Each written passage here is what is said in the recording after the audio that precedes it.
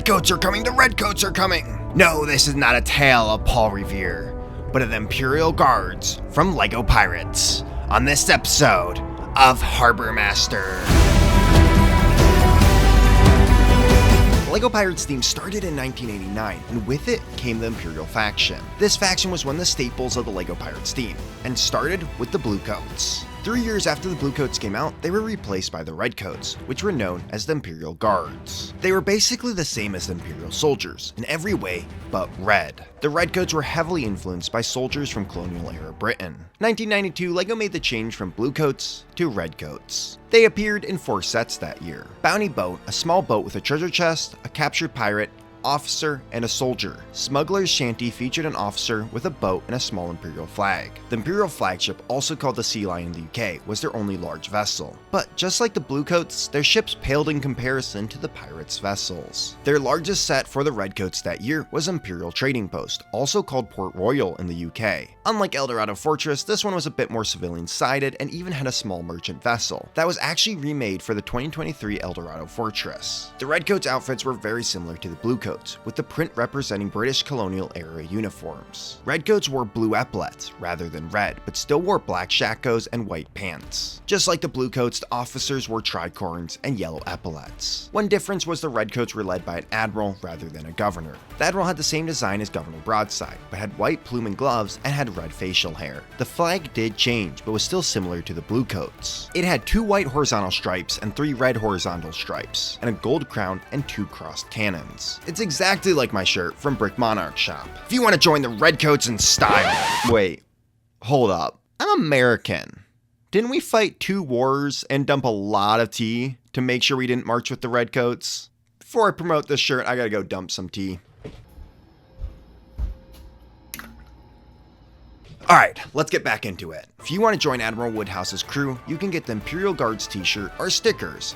Use code BRICKING10 for 10% off. A couple of smaller sets were released featuring a few soldiers and a small build. These were 1993's Pirate Plunder, Seamates, and 1994's Soldier's Forge. We also got 3 small fortifications: 1993's Cannon Cove, 1994's Imperial Cannon, and 1995's Imperial Outpost. These sets were very similar to the fortifications we saw the Bluecoats fighting from, using the same white and yellow color scheme. 1995 was the last year we saw the original Redcoats. They started to get phased out in 1994 due to the Indigo Islanders. Just like how the Imperial soldiers were replaced by the Imperial Guards, the Redcoats were replaced by the Imperial Armada. In 1998, the Redcoats were featured in the LEGO Chess video game, and in 1999 was featured in LEGO Racers. In 2009, LEGO would bring back the Redcoats to fight the pirates again in the LEGO Pirates remake. The new Redcoats used a more realistic and updated printing for the torsos and shakos, but still used blue epaulets. However, they did use the same flag as the original Imperial Guards,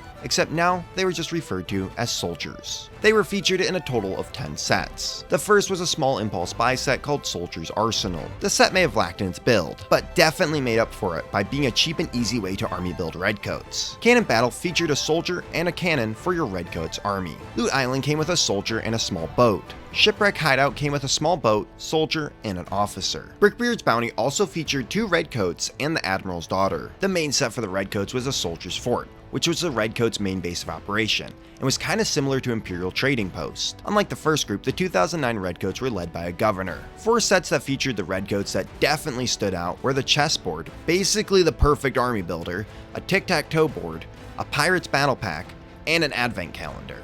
Those were the days. LEGO, I beg you, can we please get more sets like these? Even though there's some great sets in the 2009 Pirate line, there were no ships for the Redcoats. This was definitely a theme we saw with many of the Imperial factions, having more fortifications and small vessels, unlike the Pirates who always had a large ship. But hey, if you look at the entire lineup of LEGO Pirates, the Redcoats had no shortage of rowboats.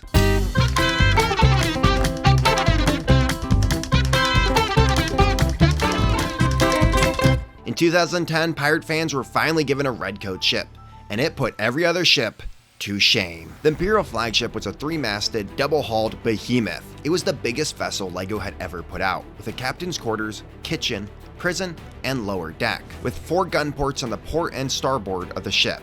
This set was, and probably still is, a white whale set for many pirate fans, including myself. and usually doesn't sell cheaper than $1,000 these days. This was the last set to feature the Redcoats, and what a set for the Redcoats to end on. In 2015, the Redcoats were replaced with the Bluecoats, when the Pirates theme was remade again. Wait. Hold up. So let me get this straight. So 1989 Bluecoats were replaced with Redcoats. Redcoats were replaced with Imperial Marta, and Imperial Marta was replaced by Redcoats, who were then replaced by Bluecoats. Wow, we really have come full circle. They may not be connected to the Pirates theme, but one honorable mention is that you can get 2 Redcoats in the London Escape set from LEGO Pirates of the Caribbean, and a Redcoats officer in Pirates of the Caribbean Battle Pack. Now that you understand the history behind the Redcoats, we can get into the fascinating lore behind them. In 2 different magazines, the original Redcoats have descriptions. The first is, this group of explorers has the task of charting new territories and protecting the royal treasure from invading pirates. The second description is, enlist the Imperial Guards and help protect the royal treasure. Their sailing skill and bravery are unmatched. The Imperial Guards' main base is the Imperial Trading Post, or as it's called in the UK, Port Royal. In the 4 LEGO Pirate illustrated books by Ladybird, there is a map. The Bluecoats are said to live on the island of Sabatini. On this island is Fort Sabre, the UK name for Eldorado Fortress, and Port Royal. The Redcoats were led by Admiral Woodhouse. In a UK magazine, it is said that he thinks Broadside is a fool, the way that he deals with pirates. I believe that the king, or an officer who commands the Imperials, didn't believe that Governor Broadside did a good job of dealing with the pirates. So they sent Admiral Woodhouse, who took over Port Royal, which was originally the Bluecoats' base in the Golden Medallion comic book, to deal with Captain Redbeard and later Captain Ironhook. When the pirates started to try to take treasure from the islanders, the Redcoats battled the pirates still, but did not have the same urge as the pirates to take treasure from the islanders. So from what I can tell, they never went into conflict with them. The closest interaction I can find between the 2 factions is in a 1995 magazine, where the Redcoats, pirates, and islanders are all fighting. In this image, it does look like the Islanders and Redcoats are both going after the pirates on Skull Island. In the bio of the CMF Island Warrior, it says that when he spots a ship sailing near, whether it flies a skull and crossbones or the flag of the Imperial Navy, he puts on his carved wooden mask and gets ready to drive off any unneighborly visitors. So the Islanders are definitely not friendly to the Imperials. There were 6 German audio dramas that were released. In them, Broadside has problems with the Islanders, but on the other hand, Woodhouse is actually embarrassed to have disturbed the Islanders at all. So what I can guess is that the Indigo Islanders will fight any outside intruders, whether pirate or Imperial, whereas the Redcoats only care about going after the pirates, and mostly want to leave the Islanders in peace. In the audio dramas, Admiral Woodhouse is described as the Supreme Commander of the Royal Fleet at the Naval Harbor at Penzance. Woodhouse is an eager pirate hunter, but suffers from bad luck as he's rarely able to find any pirates. In the drama, Admiral Woodhouse saved the passengers and crew of the Queen of England ship from Captain Ironhook. In the German audio dramas, the Imperials have 2 other ships, the Queen of England and the Lucky Maiden. Both were never made into sets. In the Time Busters comic, Admiral Woodhouse is called the commander of the most powerful fleet around and attacks Redbeard, but is defeated by Max and his time machine. In the LEGO Chess video game, Woodhouse and Redbeard fight over a map that leads to buried treasure. The 2009 pirates are called the King's Navy according to one magazine, and are led by Governor Tierney. This group fights with a new pirate captain, Redbeard. I'm guessing this group of Redcoats represents another colony in the Caribbean, since they do share the same flag. In the instructions of Barracuda Bay, it says that over the years many captains came and went, names such as Fowl, Ironhook, and Redbeard, but none could strike fear into the Imperials and rally the pirates like Redbeard.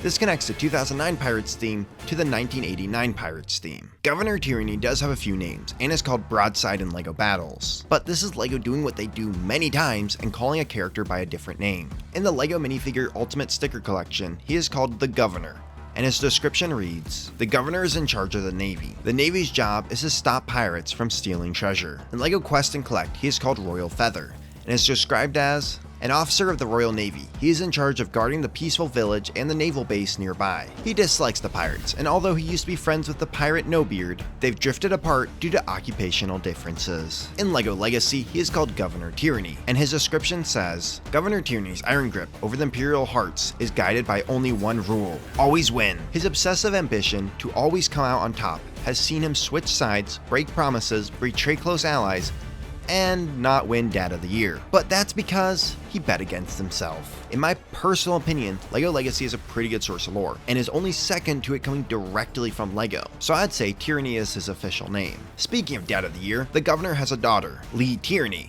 who is introduced in the Imperial flagship. In LEGO Heroes Unboxed, she is described as Governor Tierney's only child. Lee is tasked with cleaning up her father's messes. Prim and proper, Lee is a natural leader who gets the job done. But there are whispers that she prefers the company of commoners, enjoys rounds of darts, arm wrestling, and sharing stories with those dreaded pirates. There is an admiral who does fight with Governor Tierney, even though he didn't come in a LEGO set. There is a figure called Miranda Valentine, who is introduced in Brickbeard's Bounty. Brickbeard's Bounty description calls her the Admiral's daughter. She is also featured in the Legoland Park Water Ski Show Battle of Brickbeard's Bounty, a Pirates Cove ski adventure. At one point, she is captured by Brickbeard and almost fed to a shark. In magazines, there are only a few small stories I can find about this colony of soldiers. The first is on a map, where Brickbeard hides his treasure, and the Royal Navy is also looking for the map to find the treasure. There's also a comic strip in one LEGO Club magazine where the pirates lose a map to their dictionary, and the Royal Navy steals the map to find the dictionary, so that they can decipher what the pirates' plans are. Besides that, most adventures around the pirates attacking the Royal Navy are the Royal Navy attacking the pirates and capturing them, like they did at Brickbeard on the Imperial flagship.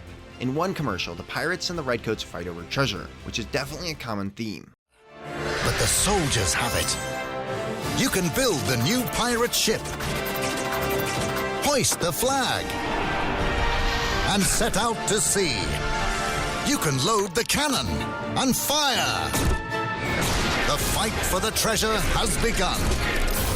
The Imperial Guards may have been a replacement to the Bluecoats, but they definitely didn't disappoint. Between the characters the Redcoats gave us and a powerhouse of a ship, I don't think anyone will be forgetting the Imperial Guards anytime soon. This may be the end to the Redcoat story, but stick around because there's no end to stories from the high seas on Harbor Masters.